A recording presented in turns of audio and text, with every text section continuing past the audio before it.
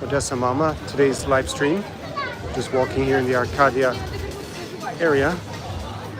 There seem to be a few guys walking topless. Not normally what you see in my videos, but this is raw as a live stream. So I got back to Odesa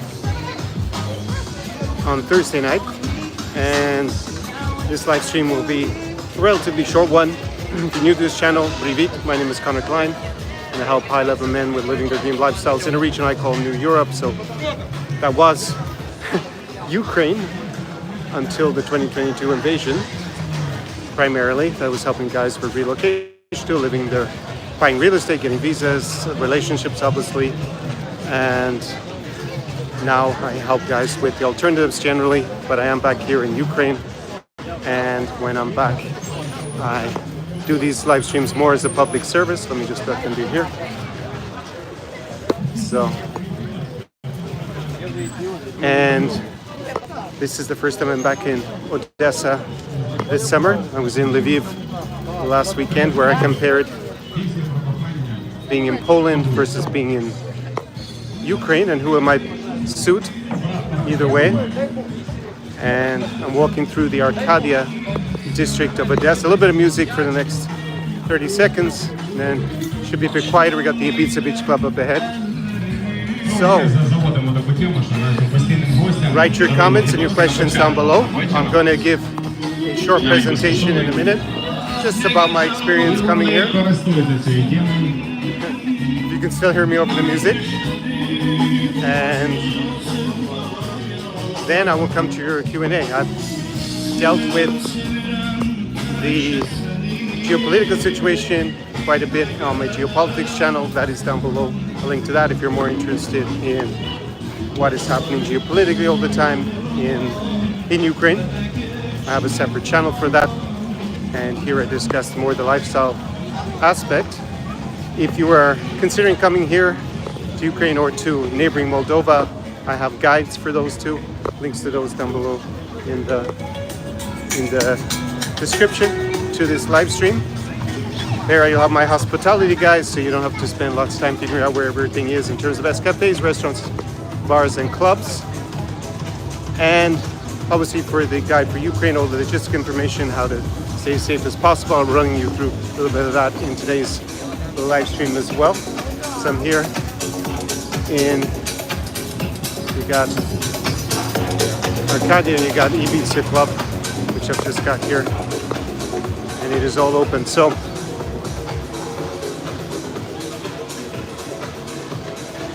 let me start with my presentation for tonight. If you're looking for help, actually more detailed help with coming here or in the region, you have a few options. You have my consulting service down below, link to that, or you can come and live the in-person immersion.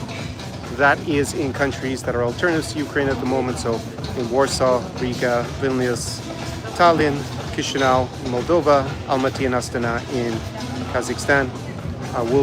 I do meet my clients here. Most of them are guys who have Ukrainian wives, girlfriends, significant others, fiancés. And actually one of them is here in Odesa. He arrived this morning. It's his birthday, and he's going to celebrate it. He has been celebrating it with his Ukrainian girlfriend, so I will actually meet up with him after I do this live stream. He wrote me a message. So if you're looking for that is by application only, down below there's an application form. Go fill it out, and it could be you and me here. So let's talk about what it's like coming to Odesa Mama in 2025. Even with the Russo-Ukrainian war and the invasion in 2022, I used to have the channel, if you're maybe new to my content, that would have had the most lifestyle content for Ukraine between about 2020 and 2022. With the COVID pandemic and all the shutdowns, I actually stayed the entire time here in Ukraine. And most of the time I spent in this city, Odesa. So, a place that's very special to my heart, obviously. And I've been away. I don't think I've been away from Odesa for as long as I have been. I wasn't here for like 10 months. And I think the last decade, that's the longest I've spent away from this city. I was back in Ukraine, but I think it was only in Lviv in the interim period. Yeah. Well, I was also in the very west in Uzhhorod and the Zakharpatsky Oblast, where there is no curfew. So coming back to Odesa, A lot of people still ask me, can they come to Ukraine? The borders are open. If you are from a country with visa-free, which is going to be most allied countries with Europe as well, but with Ukraine. So if you're American, British, Canadian, Australian, from Hong Kong, from Singapore, from South Africa, actually not sure for South Africa you need a visa. I should double check that. Since I had a Zimbabwean client once, but he needed a visa, so that was clear. You can come, you'll have visa-free for 90 days every 180, so you can come in for 90 days and you do not need a visa. When you cross the border, it's probably either going to be close to Lviv in the very west if you're flying to Poland, and then you can take a bus or a train, or you can fly to Chisinau, Moldova, which is very close to Odessa, and then you can take a bus down here. It takes about 4 to 5 hours from Chisinau airport to Odessa. On the border, maybe you get asked some questions about what you're planning to do in Ukraine. As long as you're just here as a tourist, I don't see why you'd have any issue. I think in all the times I've crossed the border since the invasion in 2022, maybe I've been asked questions twice, maybe, where they were like, yeah, what are you doing here? I think once they asked me if I was here to fight, because you need to be pre-approved at an embassy if you're going to join the armed forces as a foreigner, and I'm not here to fight, so that was not relevant, and that was about the only question. I think the Poles asked me a question once as well, but it was simply like, what are you doing in Ukraine? I was like, yeah, I'm going there to visit. And yeah, that's that's about as harsh as the interrogations have been. So there's no need to think that that's going to be particularly an issue. So if you're coming with any passport, you have visa-free. If you have been to Russia, I think since the 2022 invasion, you might get asked questions about that. I have been to Russia in 2019. I regularly pass with a passport with those stamps in it, and it was never questioned even. So I think if it's not since 2022, then it's probably not going to be very relevant. If it was recent, maybe they would ask you. Obviously, we have the Russo-Ukrainian war, and Russia spends an exorbitant amount of time and resources trying to bomb cities here and conquer the country and make it part of Russia's sphere of influence at the very minimum, if not annex all of it. So that is clearly going to be of some concern if you're hanging on Russian and trying to come to Ukraine, I would say. So I wouldn't advise that. I wouldn't advise going to Russia at all. So in terms of coming here then, I'm just looking, there's an ATM in front of me, always handy, and an exchange. So your bank card should work. If you have some sort of weird bank that when you travel, they tend to cut it off if you're in an unusual place, then maybe you want to tell them before you go that you're going to Ukraine. But in general, your bank card should work. And there are money changes everywhere. If you do carry cash, I don't think you need to carry cash worrying too much about being able to pay by card. You can pay by card for almost everything in Ukraine anyways. So in general, you should be fine. Just bring your bank cards and some small amount of cash if you want to change that, or you feel more comfortable with having cash in your hand. And yeah, the summer season is open. Today it's like 25, 26 degrees Celsius. It's a Sunday. I've been here since Thursday, so I went out a little bit yesterday in the evening. I was with an old friend on Friday evening, so I didn't really go out to many bars, went to a restaurant with him. And yesterday went out and enjoyed the cocktail bars. So basically Odessa is open in terms of entertainment. There's beach clubs here by the beach. A lot more beaches are going to be open this summer than last summer, about double as many. So basically everything works here. You can come here, and yeah, the weather for the next 2 weeks is going to be fantastic. So if you are considering coming, then this is a good time of year to come to Odessa. There is very little international tourism for very obvious reasons. So let me get into the caveats about coming here. The very obvious one is that noise go past. This is the biggest war in Europe since World War II. Russia regularly bombs cities. So they're taking some guy. He looks a little bit drunk there. Anyways, I saw him being picked up. So there you go. Being drunk and disorderly can get you detained in Ukraine. Don't do that when you come here, but probably you should not be doing that anywhere. And because this is the biggest war since World War II, Russia regularly bombs city, bombs civilian targets, commits tens of thousands of war crimes. You have to be cognizant of the risk of being in the wrong place, the wrong time from some sort of Russian terrorist attack where there happens to be a kamikaze drone or a rocket that are normally two ways. That those things happen. There could be, I guess, an explosion, a bomb planted somewhere as well.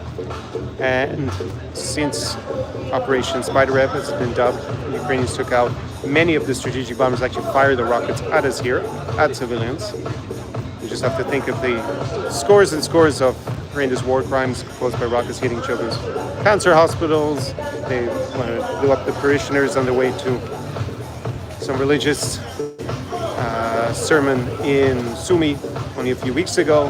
So things like that. They almost got your Irish boy here once when they fired cluster munitions along the prom. And fortunately, I actually have been jogging here, and it was actually further up this way, and I went the other way when I was jogging. It was last summer, and I went equidistant the other way. So to where they fired the cluster munitions, but you could be just in the wrong place, the wrong time. So think about it. As you see, normal life goes on regardless. Here, we're far from the front line, but it's something you have to be comfortable. We do have air alerts, and you need to basically make an assessment whether you're going to go to an air shelter or not. If there was a very heavy bombardment of rockets targeting civilian areas, then that's something I would do. If not, most of the time, I don't go to a shelter. And most of those rockets happen at night, although we did have Kharkiv attacked yesterday during the day. Kharkiv is close to the border with Russia, is the second city of Ukraine in terms of population. So, yeah, there are the obvious caveats that you have to be comfortable with. And who do I think it's right for? I went over it last week on the live stream. If you were here, you want to help Ukraine in its defense, whether that's with the humanitarian effort, military effort, or just being your own mini influencer and documenting it and putting in your own social media and spending your money here helping local businesses during this obviously very difficult time for Ukraine, then this is a good spot to come to, because obviously you have a purpose to be here. And then you can also enjoy being on the shores of the Black Sea in a spot that has almost no international tourism. And yeah, it's going to be pretty epic, I think, from that point of view. I mean, the weather is perfect temperature for me in Odessa, mid-20s. I don't like it when it gets into the 30s Celsius. It becomes a little too hot. Often in Chisinau, Moldova, it gets really hot in the summer. Like last summer, we had over 40 degrees a few days. So yeah, that's what I will say. Exactly 3.5 years of all this horrific Russian aggression. But anyways, it's been going on since 2014 as well. So that is what I will say. I don't know if there's much else I want to add. I feel every time I'm in Ukraine, I go over the same things. Yeah. Other caveats. If you're only interested in chasing girls, do not come to Ukraine. That is a very poor reason to be here. And in general, you don't need to be under rocket attack. If you want to do that, you can go to Chisinau, Moldova. You go to Warsaw in Poland. There are lots of Ukrainians there, also in Vilnius in Lithuania. And that's actually where I bring my clients for the lifestyle stuff. And there you don't need to worry about, I think if you want something similar to Ukraine without a war, then Moldova is a great alternative. And you can just go there and party and yeah, chase chicks and stuff like that. If you're coming here, you should be doing something with more of a purpose. And in general, most of my clients who are here, they're normally in relationships with Ukrainians and they are doing something positive for the country. So that is a stronger motivation to be here, and you're probably more successful in the dating scene anyways if you actually have a purpose in providing value to society. So that's kind of a given. And yeah, there's a few new places I've seen open. If you're familiar with the city, you've been here in the past.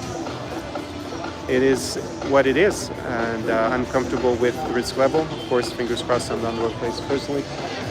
I mean, I'd love to be able to say I hope no one is in the wrong place at the wrong time, but that is not realistic, unfortunately, until Russia is defeated. And yeah, this war will end only at that point, whether it's here in Ukraine or other parts of Europe. So overall, yeah, it's been fantastic last few days. Caught up with some old friends for the Geopolitics channel. I will be doing lots of interviews with interesting people, either from people who are going to discuss the situation here or what's happening maybe militarily and stuff like that.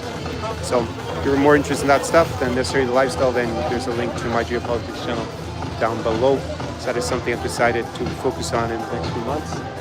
And what else to say? I guess I just go to your questions. As I said, today's live stream didn't have a particular theme.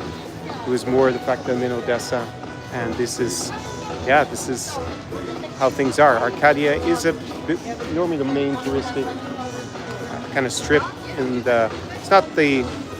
it's not personally where I would hang out by the beach. I would go to other places, like maybe go to further up to maybe Calaton or somewhere on Francisco Boulevard down there.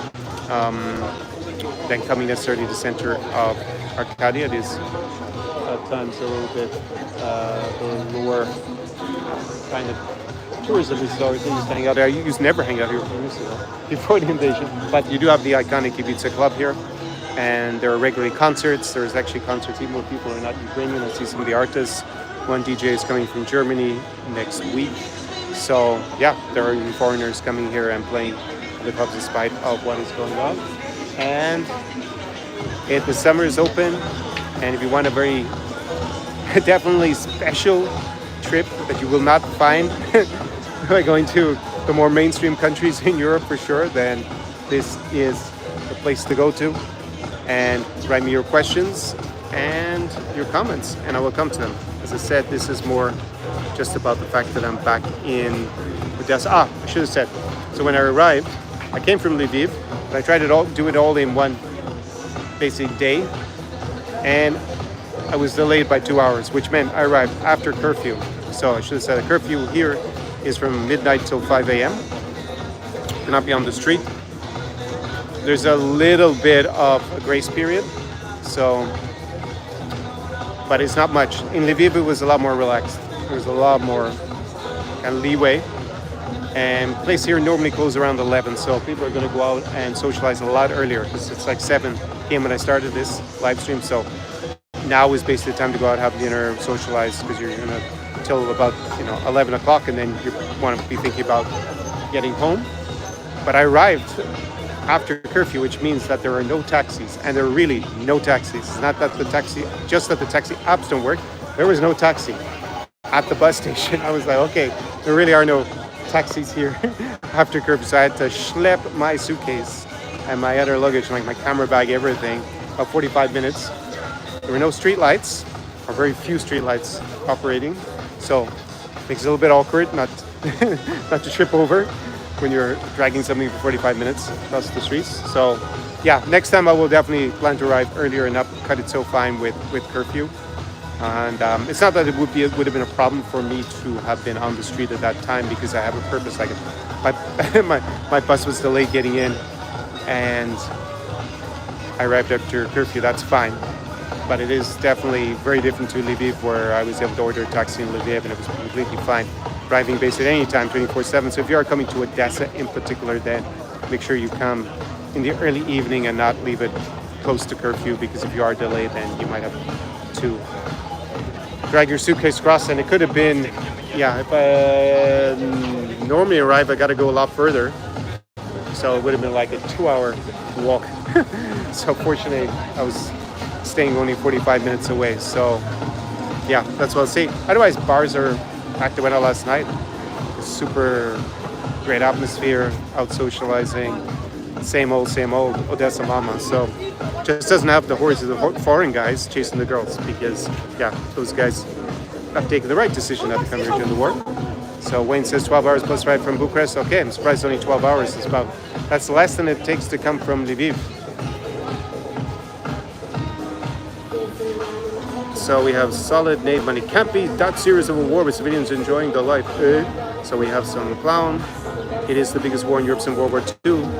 In terms of deaths and casualties, it's over 1 million people, but for the morons like that, they think it's not that serious that people can walk around. So here to explain, we're far from the front line, and people live their life as well as possible under the circumstances. Wayne says, after 3.5 years, enjoy life while you have it. Exactly. Cherish every day, because it can all be taken away from you very quickly. Zoran says, push the likes, people. Thanks for that.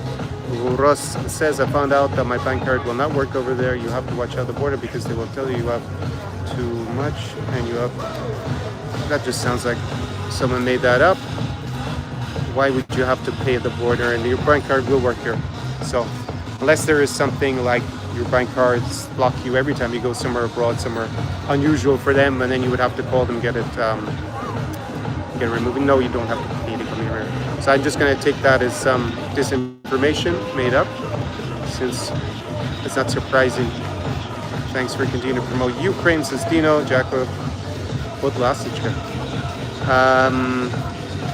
It wasn't that serious in Europe because people were still walking around in public and eating rest. Yes, exactly. That's a good response from Blake. World War II wasn't that serious because, people in England went to restaurants and walked around by the seaside.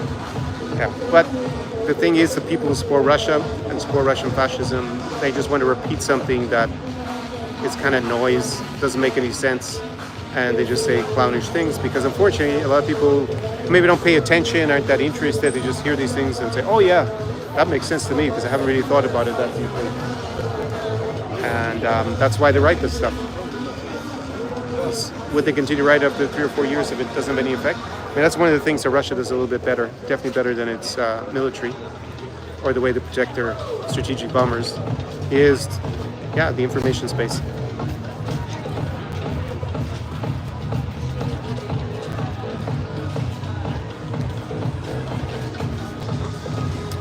So, let me know if you have any questions. I'm going to enjoy this lovely evening, on the shores of the Black Sea. Kind of excited to be back in Odessa.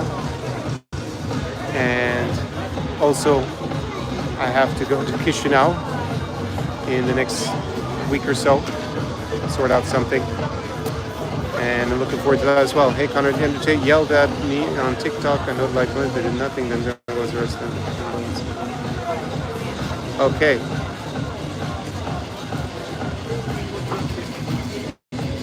One of my clients just wrote me a message on WhatsApp, so it's not here in the chat. Andrew Tate yelled at, he's yelling at the TikTok. So be it. Police. Yeah, he got stopped for speeding or something, right? I mean, he's already been, that's the least series of the things he's accused of.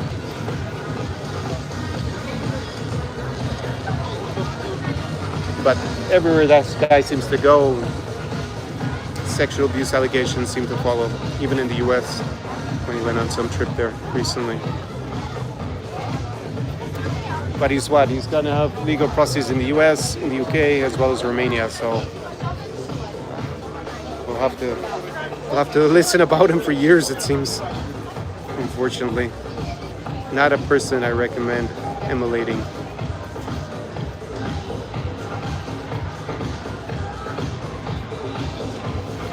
Maybe I can comment on use of language here, if anyone speaks Russian or Ukrainian.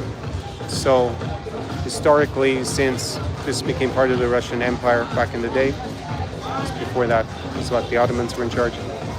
It has, been Russian-speaking primarily, and in independent Ukraine, the national language is Ukrainian. Since 1991, Ukraine has been independent. It had some other limited independence of the country at the end of World War I in certain parts as well. So, but as a modern Ukrainian state with its de jure international borders, that has been since 1991. And always when I was here, I basically spoke in Russian for two reasons. One, it was what most people were speaking in, and number two, because I didn't speak much Ukrainian at the time and I could speak decent Russian. And since 2022, and with Russia using language as some sort of excuse for attacking Ukraine, claiming they were protecting Ukrainians, killing Russian speakers rather. So they claim they're protecting Russian speakers, but then they kill them en masse, like in Mariupol.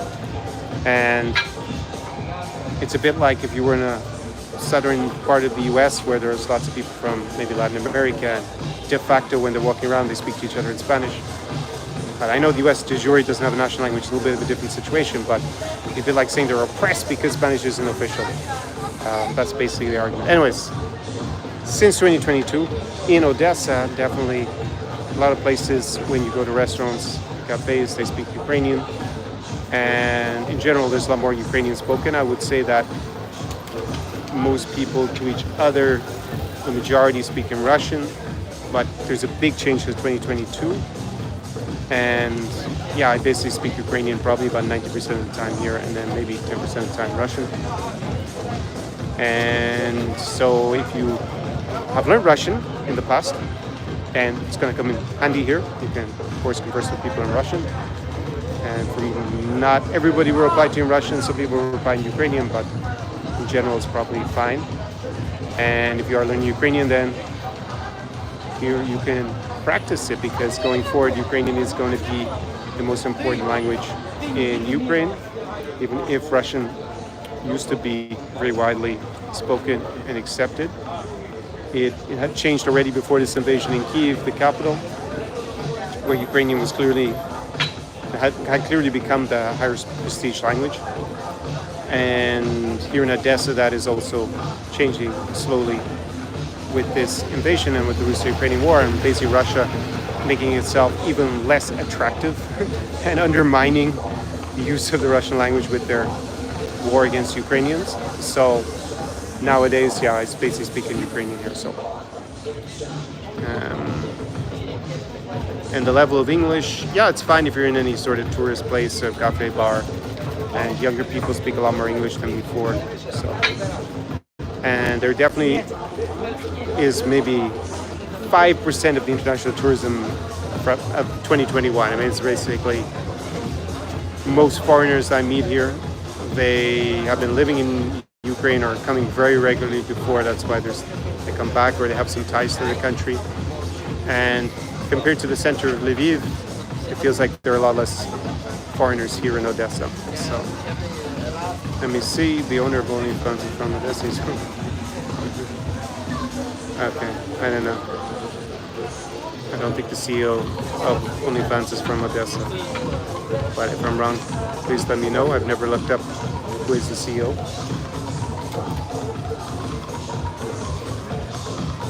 And yeah, maybe price level. People are always interested in this. Basically, it's around the same what I experienced in Lviv.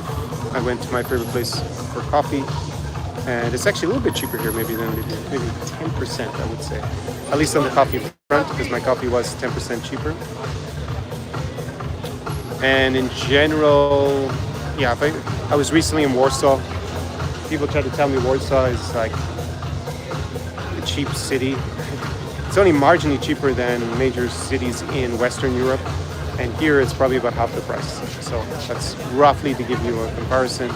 You could rent a decent Airbnb in the center of Odesa nowadays, maybe 30, 40 euros a night, so 35 to 50 US dollars, even would have been high season, I would say. Lviv is around that price, obviously a bit more expensive on the weekend. And that's mainly because there were tourists from other parts of Ukraine coming on the weekends. And Wayne says his shawarma was half the price of Bucharest. There you go. So Dino says not pay anything. No one has to pay anything across the border. Just idiotic comments. In fact, I would be maybe on the Moldovan side they would try to extort money out of you. I don't know, but because I've seen that happen once before on the Moldovan side of the border. But on the Ukrainian side of the border, you're from an allied country and they try to extort money out of you, I'll be very, very surprised if that happens in 2025. And no, that is not.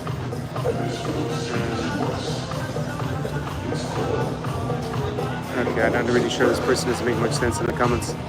Something about the CEO of OnlyFans and his mom. I've been there because I have a girlfriend over there. Hello to Odesa, says Lloyd. Hey, great to see you pop up here, Lloyd.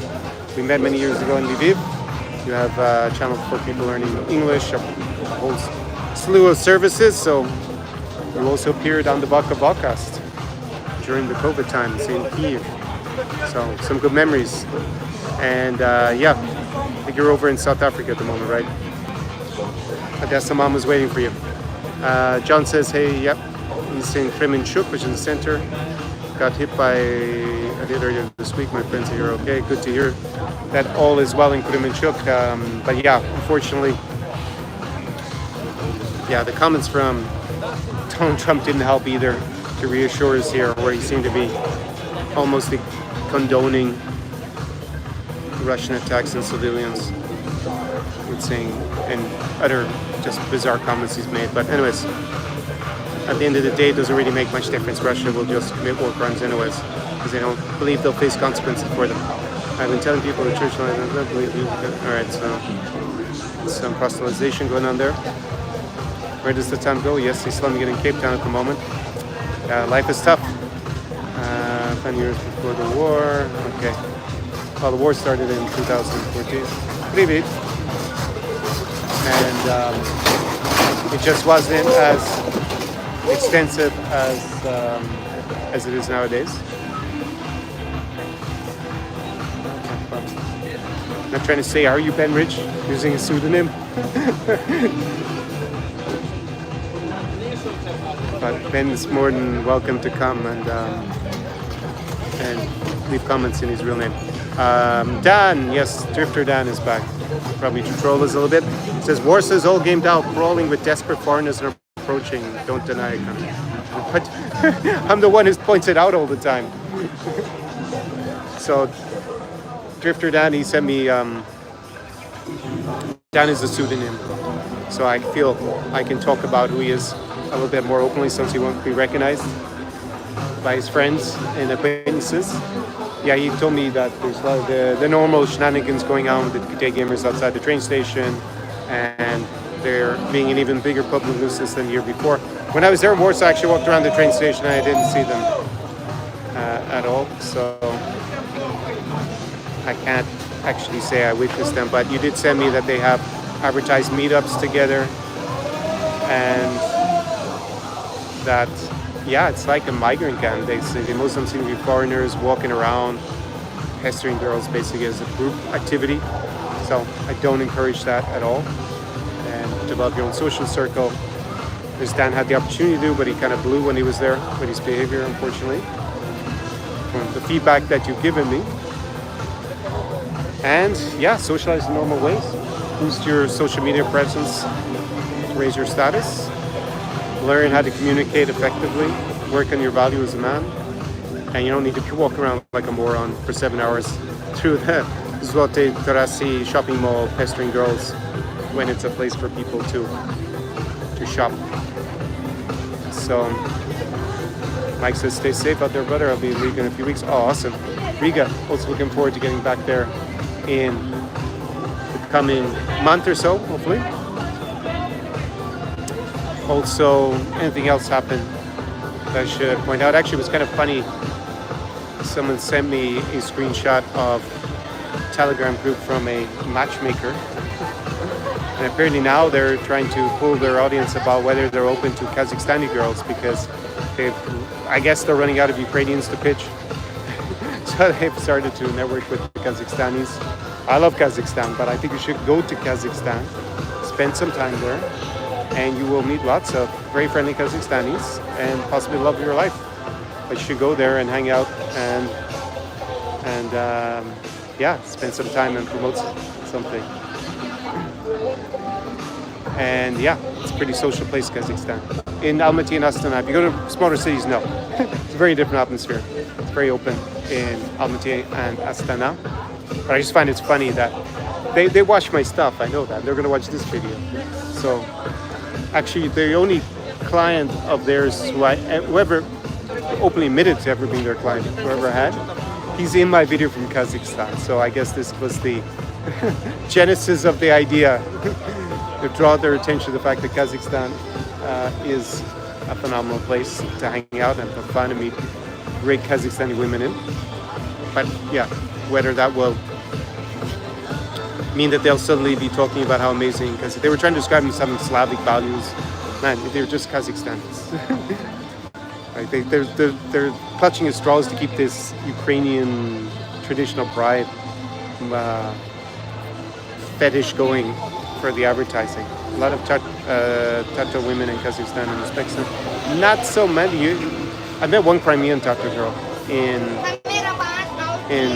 Astana, actually, because they were sent to Central Asia at a certain point. Not sure about Volga Tatars. There are many. There are a lot of Chechens as well. Have I met Anna, the Ukrainian YouTuber professor? No, I have not met her. But I will be with the second channel in Geopolitics, again, there's the link to that down below. We'll be doing lots of interviews going forward, so yeah, I might have an interview with her at some stage.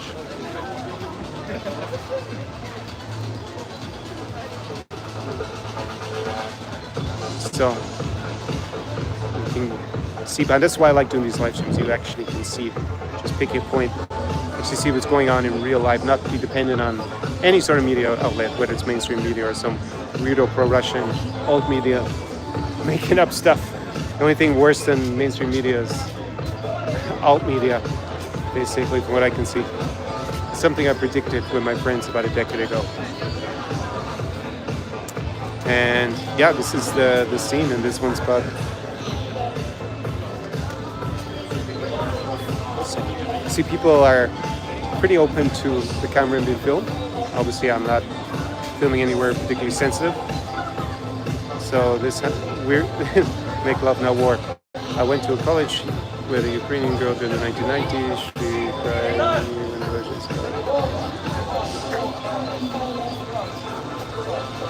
when they got gas to her parents' apartment. Okay.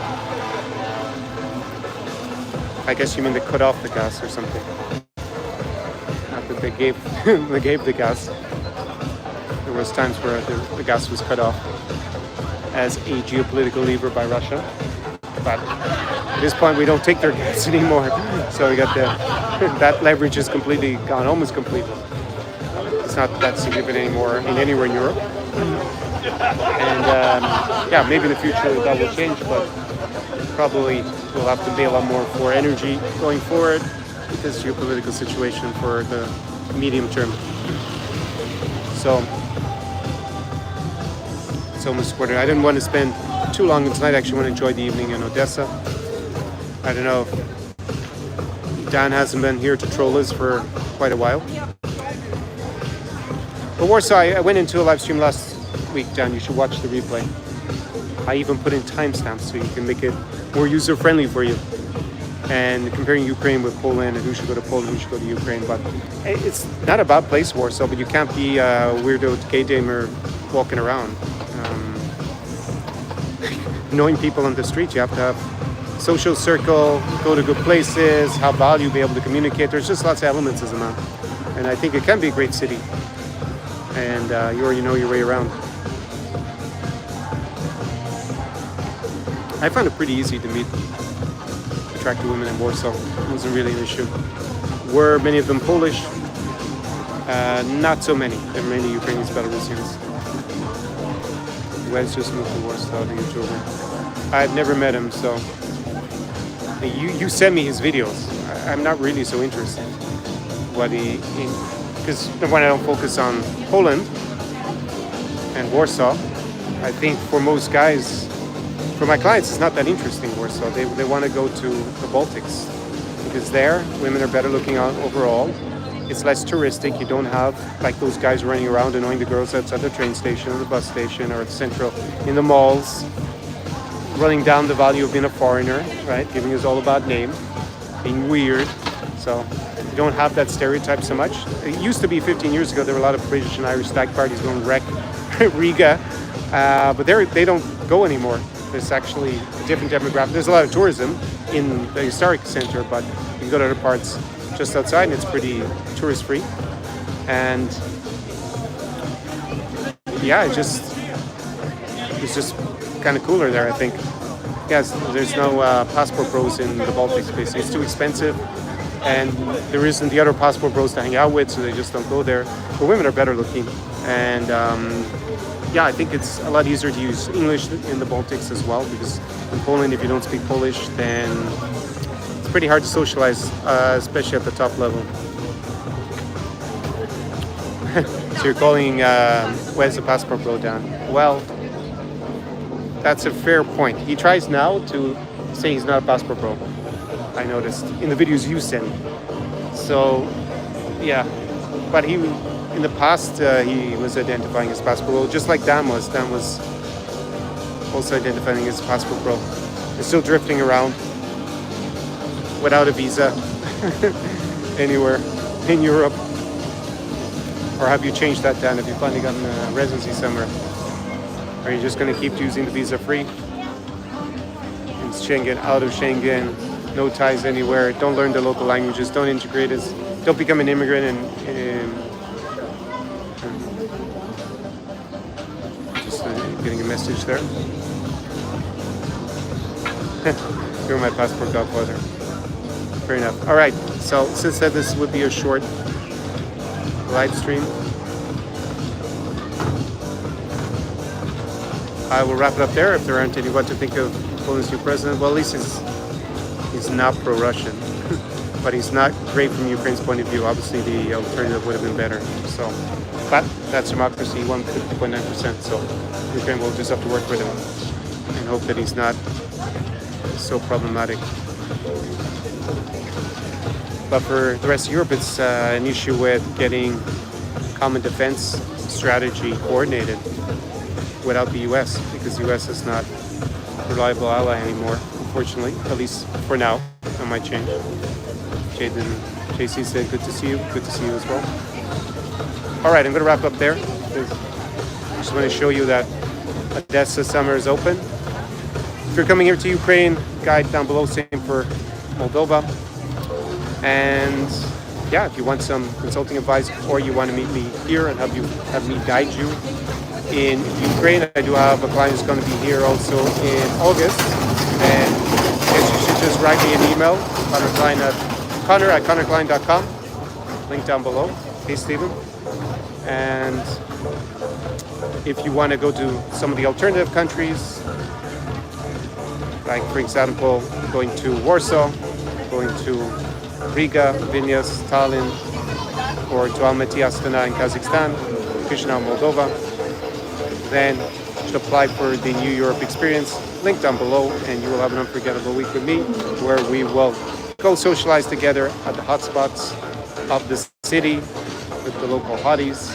I will be able to point out all your blind spots socially and mentor you, help you with all the culture and integration, challenges that you would face spending time in that particular city, anything to do with visas, buying real estate, all the legal stuff. I worked as a lawyer for many years, so I have a background in law and understand it better than probably you will, and also have the experience of being here, and I work with local council in general in the different countries, and we will work developing a strategy for content on your social media, because that is like a basically socializing passport nowadays, Instagram, for example. So we can get some of the content, also the design strategy, so that you will get the rest of the content as you go forward, because you won't always be with me, and you want to update it anyways over time and be able to show your true value so that people want to hang out in your social circle. Cool guys and beautiful girls. So also I have my local crew in most of these cities as well. So down below is the application form for that, and it could be you with me for up to a week in a city in this region. All right, so I'm going to leave it there. Do побачення, Slava Ukraini, and chat soon. Ciao, ciao.